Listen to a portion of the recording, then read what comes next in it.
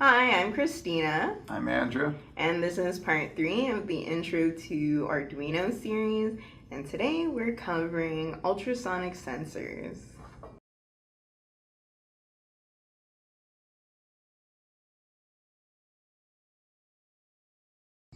The ultrasonic sensor is a proximity or distance sensor. It does this by making use of sonar waves. The trig, or output, sends out a sonar wave. The wave hits an obstruction that is directly in front of the sensor and bounces back.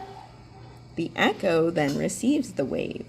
This measurement is not a distance, rather a time. However, we can convert the time in milliseconds to distance in centimeters and inches. You will see how in the code. It's very simple. Okay, so for this tutorial, you'll need a breadboard, Arduino Uno, ultrasonic sensor, and 6 jumper wires that are male to male. 2 of the jumper wires are already in the breadboard. Those ones go to 5 volts and ground. So you want to put the US sensor into the breadboard. And then we're going to be connecting trig to pin 11, pin 12 actually, and echo to pin 11.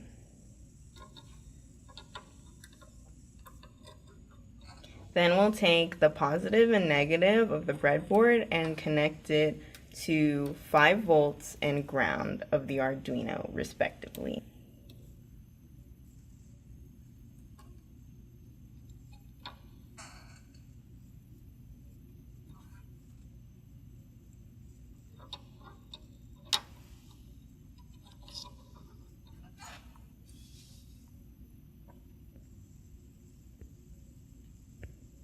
There's a link in the description to the code, or feel free to pause the video and type it yourself. Notice the conversion being made from milliseconds to centimeters and inches. Upload and open the serial monitor. Place your hand in front of the US sensor at varying distances and observe the changes. And that's it. Hope you found the video helpful. Make sure to watch part 4 where we cover buzzers.